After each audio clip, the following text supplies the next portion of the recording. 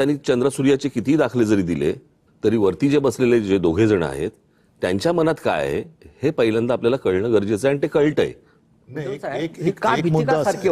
एक मुद्दा असा आहे, मुंबई महाराष्ट्रापासून कोणीच सोडू शकत नाही, पण ज्या पद्धतीने मुंबईची संस्कृती मारली जाते, कोणी येतो आणि सांगतो की इथल्या भागाची भाषा ही गुजराती आहे, आमच्यावरती हिंदीची सक्ती करणार, म्हणजे आमचं संपूर्ण तुम्ही अस्मिता संस्कृती मारणार आणि नावाला मुंबई महाराष्ट्रात ठेवणार, या गोष्टीला काय अर्थ नाही आहे.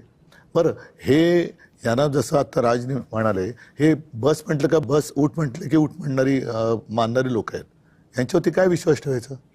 आज मुंबईची संपूर्ण लक्ष्मी जी म्हणतो ती कुठे गेली? ती आपल्या हातात नाही आहे. मराठी माणूस कुठे गेली? मराठी माणूस हा कामगार, श्रमिक, लढवय्या होता. आज तो बाहेर गेला आणि संपूर्ण मुंबईची संपत्ती ही एका विशिष्ट वर्गाच्या हातात आहे आणि ती सातत्याने गुजरातला पळवण्याचा प्रयत्न होतो आहे. याचा अर्थ असा आहे की मुंबई तुमचा जमिनीचा तुकडा तुमच्याकडे राहील, संपत्ती आमच्याकडे राहील. तेच मी म्हणतो. ह्याच्यावरती आपण काय करणार? मला थोडंसं वेगळं म्हणायचंय. मला फक्त एवढंच म्हणायचंय की आत्ताची परिस्थिती तशी नाहीये. आत्ता त्यांना मुंबईचा तुकडाही हवाय. हा विषय फक्त संपत्तीचा नाहीये.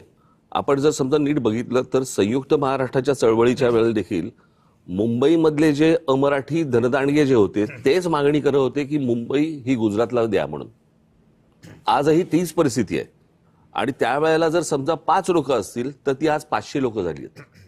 आणि ज्या प्रकारे मुंबईमधल्या गोष्टी ज्या आत्ता केंद्र आणि राज्यामार्फत ज्या गोष्टी केल्या जात आहेत किंवा करून घेतल्या जात आहेत, तो धोका मला सर्वाधिक वाटतोय जो ह्याच्या अगोदर फार नव्हता कधी इतका. आत्ता जे स्ट्रॅटेजिकली जी मुंबई तोडण्याचा जो प्रयत्न सुरू आहे, ज्याला मी आपण MMR रिजन ज्याला म्हणतोय, आणि या MMR रिजनमध्ये कोणत्या प्रकारच्या गोष्टी सुरू आहेत. अदरवाईज वाढवण बंदराला लागून वाढवणाला तिथे विमानतळ कशासाठी तुम्ही आणताय? मी त्या दिवशी माझ्या एका भाषणामध्ये मी असं म्हटलं होतं की नवी मुंबई आता विमानतळ झालंय. या आत्ताच्या मुंबईच्या विमानतळावरचा संपूर्ण कार्गो हे वाढवण तिकडे नेणार विमानतळावरती आणि हळूहळू करत, आता जी सुरुवात झालीच आहे पण हळूहळू करत मुंबईमधलं डोमेस्टिक आणि इंटरनॅशनल हे नवी मुंबईला वळवणार.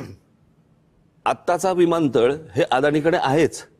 आत्ताच्या विमानतळाचं जर समजा क्षेत्रफळ जर समजा तुम्ही पाहिलं तर त्याच्यामध्ये साधारणपणे कमीत कमी 50 शिवाजी पार्क मैदानं बसतील एवढं ते क्षेत्रफळ आहे.